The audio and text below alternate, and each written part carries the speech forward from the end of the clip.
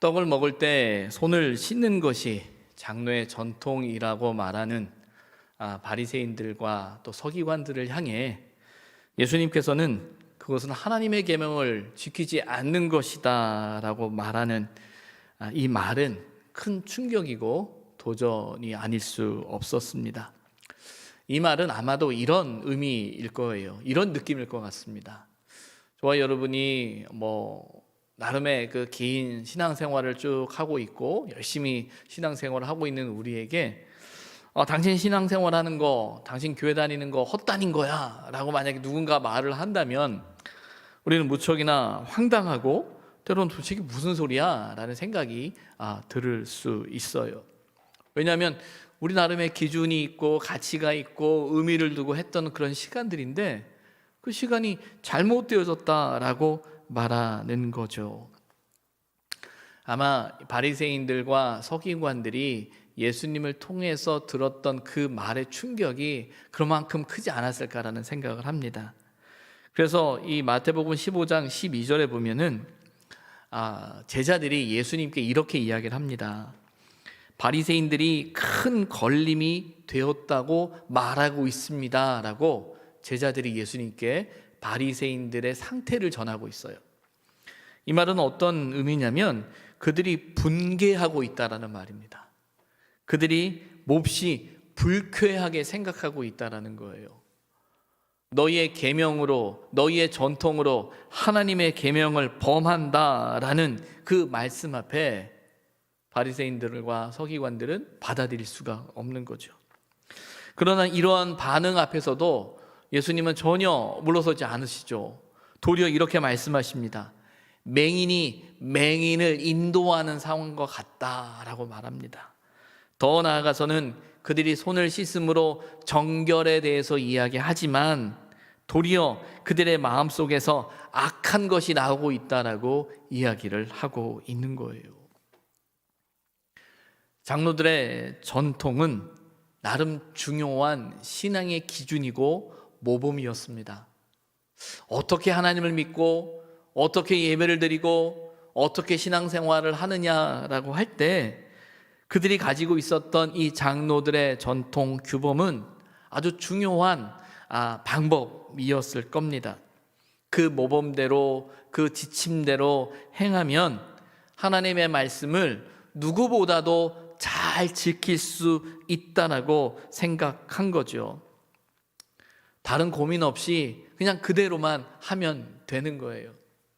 마치 처음 교회에 출석하고 신앙생활 하시는 분들이 묻습니다. 어떻게 기도해야죠?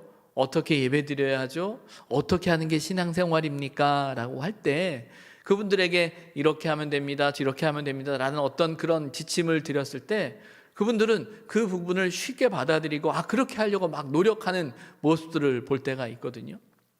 마치 그들이 가지고 있는 장로들의 전통은 바로 그런 것과 같은 거예요. 그래서 그대로만 하면 하나님 앞에 온전한 예배와 온전한 신앙생활을 할 수 있는 것이었죠. 근데 중요한 건 예수님께서는 아니라고 이야기를 하고 있는 거예요. 그건 너희의 전통이라고 말씀하고 계시는 거죠. 그럼 어떻게 해야 합니까? 도대체 어떻게 해야 한다는 말인가라는 거죠. 이런 질문이 생길 수밖에 없는 겁니다. 오늘 본문은 이런 긴장과 이런 배경 속에서 이해해야 합니다. 본문에 등장하는 이 가나안 여인이 있습니다. 이 여인은 이 바리새인들과 서기관들이 말하는 그 전통과는 너무나 거리가 먼 사람이죠. 그런데 놀라운 건 그 여인에게 내 믿음이 크다라고 말씀하고 계신다라는 거예요. 더 나아가서는 그 여인이 소망하고 있는, 소원하고 있는 그의 딸이 치유되어지는 역사를 경험하고 있다라는 거죠. 신앙의 전통의 관점에서 본다면, 장로들의 전통의 관점에서 본다면 도무지 이해할 수 없는 상황인데 도리어 그 여인에게 그 여인의 믿음이, 그 여인의 신앙이 더 크다라고 말씀하고 계신다라는 거예요. 예수님이 보고 계시는 건 무엇일까요? 예수님께서 우리에게 원하시는 것은 무엇일까요? 본문 21절과 22절은 이 본문이 흘러가는 전체적인 배경을 우리에게 이야기하죠. 상황을 우리에게 그려주고 있습니다. 예수님께서 두로와 시돈 지방으로 들어가시니라고 되어져 있어요. 앞서서 게네사렛 지방에서 많은 병자들을 고치시는 예수님의 모습을 우리는 봅니다. 예수님께서 게네사렛 지방에 계셨다라는 사실을 우리 본문에서 알죠. 아마 그 근방에 계시지 않았을까 싶은 생각을 갖는데, 예루살렘으로부터 올라온 바리새인들과 서기관들의 모습 앞에서, 그들과의 대화 앞에서, 때로는 그들의 경계와 긴장 앞에서 예수님께서 자리를 옮기시는 것 같아요. 그 방향이 두로와 시돈 지방이다라고 되어져 있습니다.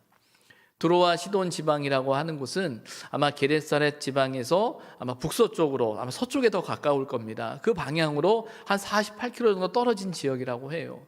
두로와 시돈은 이 해안 도시입니다. 그런데 역사적으로 두로와 시돈이라고 말하면 그곳은 이방 도시를 상징하는 곳입니다. 그래서 예수님의 걸음이 두로와 시돈 지방으로 향하고 있다라고 말합니다. 그리고 이어서 이제 가나안 여자가 등장하게 되죠. 두로와 시돈으로 향하는 그 걸음 가운데 그 가나안 여자가 예수님을 찾아오고 있습니다. 마태복음에는 이 여인을 가리켜서 가나안 여인, 가나안 여자라고 표현하고 있어요. 근데 마가복음에는요, 수로보니게아 여인이다라고 말합니다. 가나안 여인이나 수로보니게아 여인이나 아마 그 책을 읽는 독자들에게는 똑같은 이해를 가졌을 거예요. 마태는 유대인들에게 그 예수님에 대한 이야기를 썼죠. 독자가 유대인들입니다. 마가는 독자가 로마 사람들이에요. 그래서 마태에게 있어서, 마태가 쓰여지는 책을 읽은 이 독자들에게 있어서 가나안 여자, 가나안 여인이라고 하면 그가 어디 출신인지, 어떤 신분인지, 어떤 상황인지, 그리고 그 만남이 갖는 의미가 어떤 것인지 그들은 충분히 이해할 수 있는 거죠.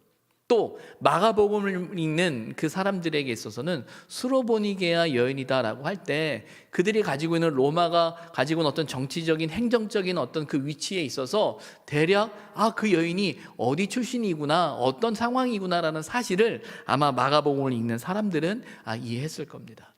중요한 건 마태는 그 여인이 이방 여인이라는 것을 강조하고 있는 거예요.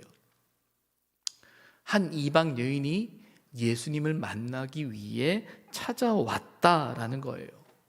그래서 그렇게 찾아온 그 여인이 예수님께, 오늘 본문을 보게 되면 소리를 질러 이르되 라고 말하죠. 아마 예수님과 그 여인의 거리가 얼마나 됐을지는 잘 모르겠어요. 그러나 그 소리를 질러, 예수님을 향해서 소리를 질렀다라는 이 표현 속에는 이제 그 멀찍이 그 예수님이 계신 걸 알고 예수님도 자신을 볼 수 있으리라는 생각을 가지고 아마 소리를 질렀겠죠. 그러면서 외칩니다. 주 다윗의 자손이여 나를 불쌍히 여겨 주십시오 라고 외치는 거예요. 그러면서 그는 고백합니다. 내 딸이 흉하게 귀신이 들렸습니다. 내 딸이 귀신이 들려 너무나 고통 가운데 있습니다 라고 외치는 그 여인의, 한 어머니의 그 외침을 우리는 듣게 되죠. 앞서서 보아왔던 예수님의 모습을 우리가 떠올린다면 이렇게 말하고 있는 그 여인의 외침 앞에서 예수님의 반응은 저와 여러분이 기대하는 것과 똑같은 그 기대일 겁니다. 많은 병자들을 고치시고 또 연약한 이들을 살피시고 아픈 이들을 품으셨던 주님의 모습을 생각해 볼 때 예수님의 반응은 당연한 우리의 기대에 부합해야겠지요. 그런데 오늘 본문 23절에 보게 되면 예수님의 대답은, 예수님의 모습은 우리가 상상했던 것과는 전혀 다른 모습으로 그 모습이 비춰지고 있다는 거예요. 23절에 보면 예수는 한 말씀도 대답하지 아니하셨다라고 되어져 있어요.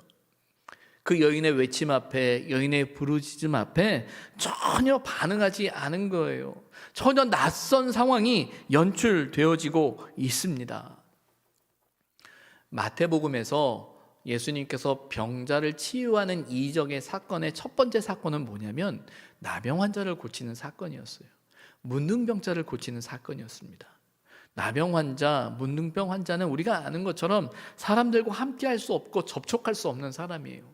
그럼에도 불구하고 예수님께서 그를 고치셨다라는 어떤 의미는 다가설 수 없는, 다가올 수 없는, 우리로는 도저히 함께 할 수 없는 이들 가운데 예수님의 그 치유의 역사와 치유의 사건이 일어났음을 이야기하겠죠. 뿐만 아니라 그 치유의 사역에는 어떤 경계와 어떤 한계가 없음을 간접적으로 우리에게 이야기를 합니다. 뿐만 아니라 우리가 읽어내려왔던 많은 그 마태복음의 많은 이적들 중에 보게 되면 예수님의 놀라운 치유의 역사 속에는 어떤 경계가 없음을 우리는 너무나 잘 알고 있어요. 그리고 예수님을 가리켜서 세리와 죄인들의 친구다라는 어떤 그 표현 속에서 그가 만나는 사람, 그가 함께하는 사람, 그 구원의 역사가 어떤 한계가 없음을 우리는 상상하게 되지요. 그런데 오늘 본문에선 갑자기 그 가나안 여인과 선을 긋는 것처럼 보여져요. 전혀 다른 태도가 나타난 것을 보죠. 잘 이해가 되어지지 않습니다. 이런 상황 앞에서 이해할 수 있는 방법은 이거예요. 아마 예수님께서 어떤 의도가 있는 것 같다, 어떤 계획이 있는 것 같다, 어떤 생각이 있으신 것 같다. 그렇지 않으면 그렇게 하실 분이 아닌데 라는 그런 생각이 우리에게 들죠. 많은 주석은 이 부분에 대해서 가나안 여인을 시험하고자 하시는 예수님의 뜻이 있었다라고 이야기를 하고 있습니다.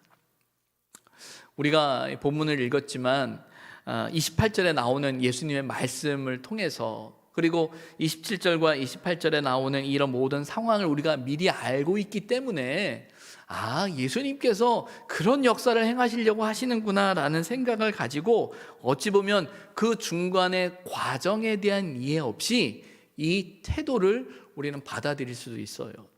하지만 중요한 건 그 과정이 결코 쉽지 않다라는 거예요. 신앙생활은 우리가 본문을 읽었던 것처럼 21절, 22절, 23절에 나왔던 이런 상황이 갑자기 28절로 바뀌는 게 신앙생활이 아니에요. 이 우리의 신앙생활 안에는요, 어찌 보면 23절에 나오는 예수님께서 아무 대답도 하지 않으셨다라는 그 상황과 그 상태와 그 형편이 우리가 생각하고 우리가 기대하고 우리가 원하는 시간, 우리가 이만큼이다라고 생각하는 그 시간보다 더 길 수 있어요. 더 오래일 수 있어요. 근데 중요한 건 뭐냐면 그 과정 속에 하나님께서 역사하신다라는 거죠. 그 과정 속에 하나님이 일하고 계신다라는 거죠. 그리고 그 과정을 통해서, 그 시간을 통해서 하나님의 뜻을, 하나님의 역사를 우리에게 보여주신다라는 거예요. 우리는 사실 이 사실을 믿는 겁니다. 하나님의 일하심을 믿고 그 과정을 견디는 거예요. 그 과정을 이기는 거예요. 그래서 그 과정이 쉽지 않아요. 믿는다고 말하지만 흔들릴 수밖에 없어요. 믿고 의지하고 따라간다라고 말하지만 넘어지기도 해요. 믿는다고 말하지만 포기하기도 하고요. 믿는다고 말하지만 전혀 다른 상황으로 또 선택으로 나아갈 수도 있는 것이 우리의 모습인 거예요. 근데 중요한 건 그 시험의 자리가 그에게 주어진 거죠. 물론 시험의 시간들은 우리를 힘들게 하고 우리를 지치게 하고 우리를 아프게 할 수도 있어요. 그런데 예수님께서 또 성경에서 하나님께서 시험하신다라는 어떤 그 표현 속엔 그 시험 뒤에는 저주나 심판이 아닌, 그 시험 뒤에는 우리에게 복을 주시고 우리를 새롭게 하시려고 또 우리에게 주시고자 하시는 하나님의 놀라운 계획과 뜻이 있음을 오늘 많은 성경의 이야기를 통해서 알 수 있는 거죠. 아마 그 여인은 그 예수님의 태도 앞에서 그 마음 한구석 무너졌을 거예요. 어쩌면 자기가 들었던 소문에는 예수님 앞에 다가갔던 어떤 사람도 다 품으시고 치유하시고 그 옷자락이라도 붙들었을 때 나타나는 역사들이 있다라고 분명히 이야기 들었는데 예수님의 저 모습은 무엇일까라는 생각이 들었겠지요. 그러나 그 여자는 그 목소리를 내리지 않습니다. 더 큰 목소리로 아마 예수님을 찾았던 것 같아요. 그런 상황 앞에서 제자들이 말합니다. 제자들이 도리어 예수님께 말하죠. 예수님, 저 여자가 우리 뒤에서 소리를 지르고 있습니다. 소리를 높이고 있습니다. 좀 어떻게 좀 하셔야 될 것 같습니다. 라고 말해요. 이 모습 앞에서 세번역 성경에는 뭐라고 나오냐면요, 그녀를 안심시켜서 보내셔야겠어요. 그 여인이 저렇게 목소리를 높여서 소리를 지르는데 예수님 좀 안심시켜서 보내셔야 되지 않겠습니까? 라고 표현되어져 있죠. 그런 제자들을 향해서 24절에 보면 예수님께서 대답하고 계세요. 나는 이스라엘 집에 잃어버린 양 외에는 다른 데로 보내심을 받지 아니하였다. 어찌 보면 대답하지 않은 것보다 더 큰 대답을 하고 계시는 거예요. 나는 이스라엘 집에 잃어버린 양 외에는 다른 데로 보내심을 받지 않았다. 이 말 속엔 그 여인에 대해 관심이 없다라는 거죠. 내가 그 여인을 치유하고 그 여인의 말을 들어야 하고 그 여인의 문제 앞에 함께 해야 할 이유가 없는 것처럼 이야기하고 계시는 거예요. 이 표현은 마태복음 10장에 이미 나온 표현이에요. 예수님께서 제자들을 파송하시면서 제자들에게 이렇게 이야기하시죠. 이방인의 길로도 사마리아인의 고을에도 들어가지 말고 잃어버린 양에게로 가라라고 말하고 있어요. 이 말씀은 그때 마태복음 10장의 말씀을 설교할 때 이렇게 말씀드렸죠. 이는 이방인에 대한 배척이 아니라 유대인에 대한 애착이다라는 거예요. 유대인들을 구원하기 위한 이스라엘을 향한 긴급함의 고백이다라고 말씀을 드렸었어요. 유대인을 이방인을 차별하는 것이 아니라 그들을 분리하는 것이 아니라 그것보다 더 우선적으로 이스라엘을 향한 유대인을 향한 하나님의 구원의 역사가 필요하다라는 영적 위기에 빠진 그 유대인들을 향한 그 간절함이 묻어난 표현이라고 말씀을 드렸죠. 그렇게 이해를 한다고 해도 사실 이 상황 앞에서 예수님의 그 대답은 제자들을 향해서 하시는 그 말씀이지만 그 말씀을 곁에서 들어야만 하는 그 여인의 마음은 한 번 더 무너지지 않았을까라는 생각이 들어요. 간접적으로 난 당신에게 관심이 없어, 난 당신에 대한 책임이 없어 라는 말처럼 들려질 수 있었던 것이죠. 그러나 25절에 보게 되면 여자가 와서 예수께 절하며 이르되 주여 저를 도우소서라고 말하고 있어요. 그녀의 행동을, 그녀의 모습을 상상해 볼 때 그녀가 와서라는 표현이 나오거든요. 소리를 지르던 위치와 이제 25절에서 말하고 있는 여자가 말하는 그 위치가 좀 다른 것 같아요. 한 발 더, 여자 입장에서는 한 발 더 다가서서 주님 앞에 와서 절하며 간구합니다. 저를 좀 도와주세요. 저를 좀 도와주세요. 당신이 나를 돕지 않으면 안 됩니다 라는 그 간절함이 그에게 있는 거예요. 나름 예수님의 말씀이 이유가 되고 답변이 되고 상황적으로 이해가 될 수는 있지만, 그러나 이 가나안 여인이, 이 가나안 여자가 처해져 있는 상황은 그 이유를, 그 말을 드러낼 수는 없었던 것 같아요.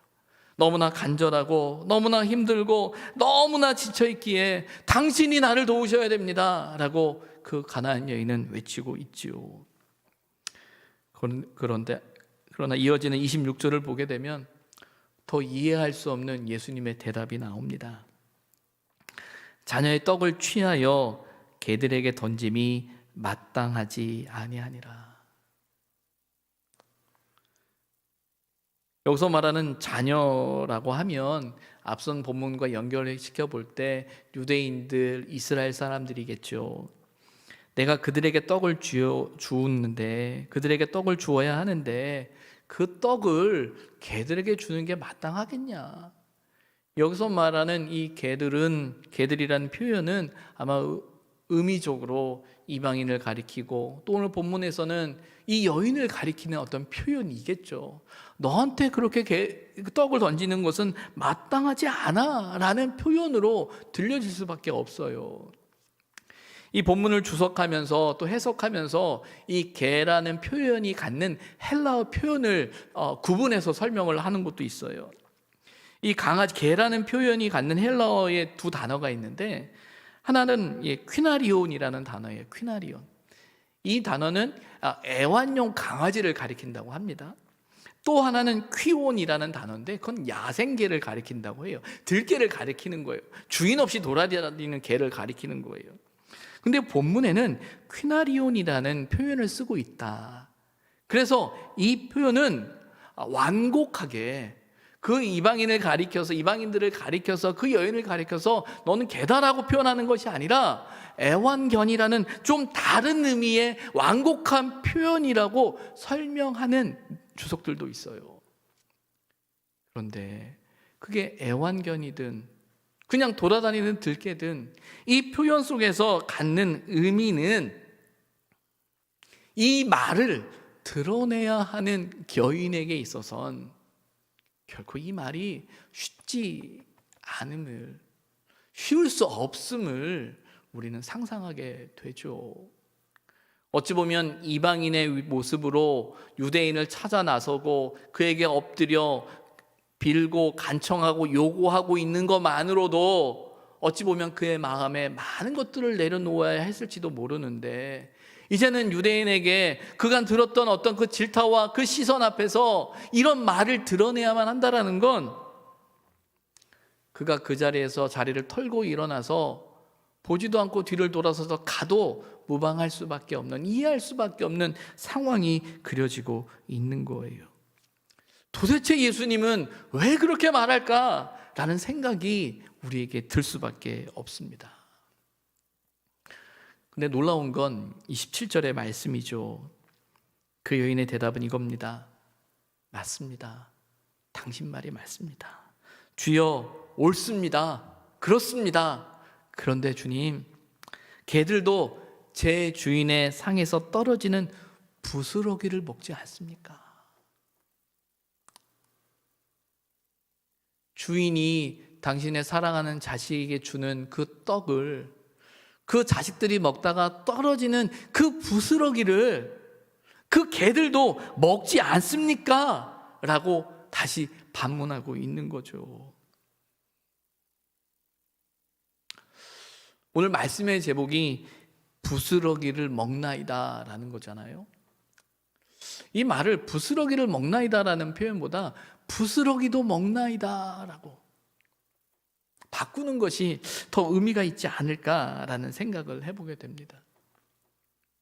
이 부스러기가 갖는 의미는 상대적으로 앞선 15장 앞절에 나오는 이 장로들의 전통과 비교되어지는 의미예요. 장로들의 전통이라는 것은 그것을 주장하고 있는 바리새인들과 서기관들의 입장에서는 어떤 면에서는 자신들이 지키고 확실한 안전한 이것을 다 지켜냄을 통해서 하나님 앞에 온전하고 당당한 모습으로 하나님의 온전한 은혜를, 축복을 받을 수 있는 자격과 조건처럼 설명되어지는 것이 장로들의 전통이에요. 그에 비해서 부스러기다라는 이 표현은 정말 내세울 것도 없는, 정말 어떤 양이나 무엇을 가리키기보다 정말 아주 적은 것, 아주 작은 것을 의미하고 있잖아요. 그래서 사실은 그것이 존재하느냐 존재하지 않느냐의 문제도 생각해 볼 만큼 작은 것일지도 몰라요. 그런데 중요한 건 그 부스러기도 먹나이다라는 그 고백 속에서 예수님은 그 여인에게 반응하고 있다는 거예요. 내 믿음이 크다라고 말하고 있다는 거예요. 그럼 장로들의 전통과 이 부스러기의 차이가 뭘까요? 사실은 비교할 수 있는 상황은 저는 아니라고 봐요. 그러나 주님은 분명히 구분해서 말씀하고 계시는 거예요. 무엇일까라는 거죠. 이 부스러기에 대한 고백을 하는 여인의 고백을 자세히 보면 그 고백은 이겁니다. 주인의 상에서 떨어지는 부스러기. 다른 말로 말하면 주인으로부터 주어진 부스러기라는 거예요. 이 부스러기는 양이나 질의 문제가 아니에요. 이 부스러기는 소유의 문제예요. 누구의 것이냐라는 거예요. 누구의 것이냐. 가나안 여인이 원했던 것은요, 주님의 것을 원했던 거죠. 당신의 것이 필요합니다. 주님이 주시는 것이 필요합니다. 주님이 주시는 은혜로 살 수 있습니다라는 고백이에요. 그럼 여러분, 장로들의 전통은 뭘까요? 바리새인들이, 서기관들이 말하는 장로들의 전통은 뭘까요? 예수님께서도 말씀하시는 것처럼 그것은 너희의 전통이다라고 말하는 거예요. 그런데 바리새인들과 서기관들은 너희의 전통이라고 말하고 있는, 내 것이라고 말하고 있는, 우리 것이라고 말하고 있는 그것을 통해서 하나님 앞에 나아가는 거예요. 그런데 오늘 본문에 나오는 가나안 여자는 내 것이 아닌 당신 것을 구하고 있는 거죠. 인간적인 기준을 가지고, 인간적인 어떤 가치를 가지고, 어떤 객관적인 사람 눈에 비춰진 모습에서 누가 더 종교적이고, 누가 더 신앙적이고, 누가 더 신앙생활을 잘 하느냐라는 그 기준을 가지고 비교해 볼 때 가나안 여자는 비교의 대상이 될 수 없습니다. 그런데 하나님께서, 예수님께서 보시는 것은, 말씀하시는 것은 당신의 것을 구하는, 내 것이 아닌 당신 주님의 것을 구하는 그 여인을 향해 내 믿음이 크다라고 말씀하고 계신다라는 거예요. 인간적으로 생각할 땐 그들이 가진 장로들의 전통이, 그 전통이 더 은혜가 있고 하나님의 복을 받는 통로처럼 보이죠. 그 열심이 있고, 그 열정이 있고, 그 헌신이 있고, 그 수고가 있으니까요. 그런데 도리어 하나님이 보시는 것은, 주님이 보시는 것은 정말 어찌 보면 인간적인 취급도 받을 수 없고 사람 대접도 받을 수 없는 정말 그런 모욕적인 상황이지만, 그럼에도 불구하고 당신의 것을 구하는, 주님의 것을 구하는 그 여인을 향해 은혜가 있음을, 하나님이 복이 있음을, 믿음이 있음을 이야기하고 계신다라는 거예요. 우리의 신앙의 자리는 무엇인가 생각해 보게 됩니다. 저 개인적으로는 신앙의 전통을 전 중요하게 생각해요. 개인이나 교회가 어떤 전통을 가지고 있느냐라는 것은요, 어찌 보면 어려울 때 그 사람을, 때로는 교회를, 공동체를 지킬 수 있는 중요한 방법이 될 수 있어요. 때로는 어떤 판단과 선택이 어려울 때 우리가 가지고 있는 어떤 신앙의 전통, 신앙의 가치, 신앙의 의미들이 그 선택을 쉽게 할 수 있어요. 그래서 전 전통이 중요하다고 생각합니다. 그런데 중요한 건 그 전통이라는 건 하루아침에 만들어지는 게 아닙니다. 오랜 시간을 거치면서 우리의 많은 어떤 선택들이 모여서 우리의 전통이 만들어지는 거예요. 집안에 가풍이 있듯이 교회의 전통, 교풍이라는 나름의 어떤 전통이라는 것을 갖게 되는 거예요. 그런데 그런 전통의 맹점 중에 하나가 뭐냐면요, 오래 반복되어졌던 어떤 시간 속에서 우리도 모르는 사이에 그 선택의 기준이 하나님이 원하시는, 하나님이 기뻐하시는, 하나님이 뜻하시는 그것에 두기보다 우리도 모르는 사이에 우리가 세운 기준, 전통, 가치, 의미, 시간이 그 전통의 본질이 될 때가 있는 거예요. 분명히 그 선택을 하고 결정을 하고 고민을 했을 때는 신앙적인 가치를 갖게 돼요. 고민을 해요. 그런데 시간이 지나면서 그 고민을 잃어버린 채 그 형식만을 남겨두고 그 형식을 지키는 것이 전통처럼 생각하는 우를 범할 때가 우리에게 있는 거죠. 그러면 전통이 필요 없습니까? 전 그렇지 않다고 생각해요. 전통, 우리의 신앙의 뿌리를 지켜나갈 수 있는 전통이 필요한데, 그 전통의 본질이 우리를 향하는 것이 아니라 하나님을 향해야 하는 거죠. 끊임없이 하나님의 말씀, 하나님의 마음, 하나님의 뜻을 고민할 수 있는 거기에 의미를 둘 수 있는, 거기에 가치를 둘 수 있는 그런 인식이, 그런 신앙의 결단이, 그런 신앙의 모습이, 그런 신앙의 갈망이, 그런 몸부림이 우리에게 필요한 거예요.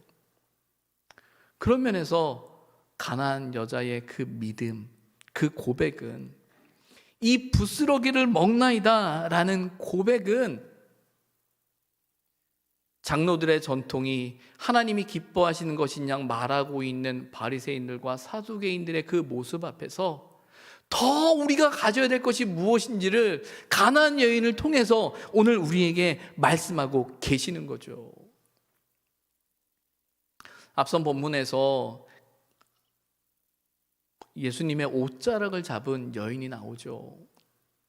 12해 동안 혈루증을 앓고 있던 그 여인이 도저히 그분 앞에 설 수 없어서 너무나 조심스럽게 그 옷자락을 붙든 여인의 이야기를 우리는 잘 알고 있죠.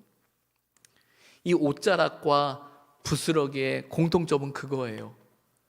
주님의 것이라는 겁니다. 주님의 것이라는 거예요. 주님의 것을 붙잡을 때, 주님의 것을 먹을 때 주님으로부터 오는 그것이 우리를 살릴 수 있다라고 이야기하고 있는 거죠. 그 여인을 가리켜서 내 믿음이 크도다라고 말합니다. 그리고 내 소원대로 되리라고 말씀하고 계시는 거예요. 우리는 이 본문을 보면서 혹 이런 생각을 가질 수가 있습니다. 어떻게 해야 우리 소원을 이룰까? 얼마나 열심을 내야, 얼마나 헌신을 해야, 얼마나 해야 내 뜻이 관철될까라는 생각을 가질지도 모르겠어요. 오늘 본문은 얼마나의 문제가 아니라는 사실을 우리는 꼭 기억해야 합니다. 얼마나의 문제가 아니라 우리가 누구를 바라보고 있느냐라는 그 사실을 우리가 잊지 말아야 하는 거예요. 강아지를 키우는, 애완견을 키우는 분들의 공통점이 하나 있습니다. 처음에 시작할 때는 어떤 분들은 강아지를 좋아해서 시작하는 분도 있고, 어떤 분들은 정말 싫은데 자녀들 때문에 시작하고 강아지를 들이게 됐다라고 말하는 분들이 있어요.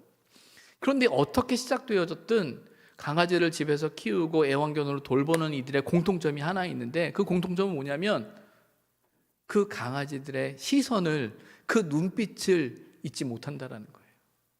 항상 주인을 바라보고 있고, 나갔다 들어오면 식구들은 아무도 쳐다보지 않아도 그 강아지만은 와서 자기를 바라보고 있는 그 시선 앞에서 점점 마음이 무너지는 거죠.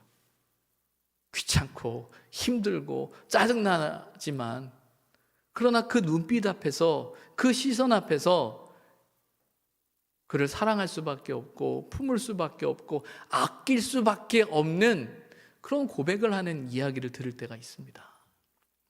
아마 예수님께서는 이 가나안 여인의 그 고백 앞에서 그 눈빛을 읽으셨을 거예요. 당신이 아니면 안 됩니다. 당신이 아니면 안 됩니다. 라는. 여러분, 저와 여러분이 이제 대림절 4번째 주를 시작하게 됩니다. 그리고 이제 성탄절을 맞이하게 돼요.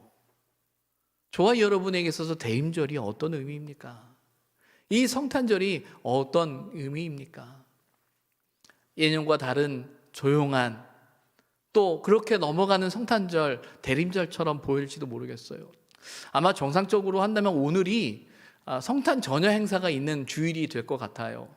그렇게 되면 벌써 한두 달 전부터 각 부서에서는 성탄 전야 행사를 위해서 준비하고 발표하고, 아마 오늘 광고는 예배 후에 오후 예배는 없을 것이고 각 부서별로 모여서 연습할 것이고, 또 리허설이 있을 겁니다. 또 저녁이 되면은 우리가 함께 발표를 할 겁니다라고 하면서 온 교회가 분주하게 그 모든 일을 준비할 거예요. 그러나 아는 것처럼 올해는 조용한 성탄절이 보내져야 되겠죠. 하지만 여러분, 조용하든 조용하지 않든 분명한 건 뭡니까? 우리에게 당신이어야 한다라는 그 간절함이 우리에게 필요한 시간이라는 거예요. 코로나19라는 것이 지금까지 우리가 해왔던 모든 신앙의 전통들을 송두리째 뽑아내고 있는지도 모릅니다. 주의를 지킨다라는 것, 안식일을, 이 예배일을 우리가 주의를 지켜나간다라는 것 결코 쉬운 일이 아니에요. 그러나 우리는 오랜 시간 우리 몸에 배웠죠. 예배를 드리고 하나님 앞에 행하는 우리의 어떤 신앙적인 어떤 그 모습이 우리의 신앙의 자리를, 믿음의 자리를 지킨다고 생각했어요. 그런데 모든 것이 송두리째 무너졌어요. 우리의 공간이 깨어졌어요. 그러나 모든 것이 깨어지고 모든 전통이 무너진 것처럼 보여지지만, 그럼에도 불구하고 우리가 오늘 주님을 기다릴 수 있는 건 주님으로부터 나오는 그 은혜로 우리는 살 수 있는 존재이기 때문인 겁니다. 바라기는 어느 때보다 조용한 성탄절을, 또 대림절을 우리가 보내야 할 터인데, 조용한 만큼 더 깊이 주님을 바라보는, 더 간절히 주님을 향해 우리의 시선을 둘 수 있는 그 은혜가 저와 여러분 가운데 있기를 주님의 이름으로 부탁을 드립니다. 기도하겠습니다.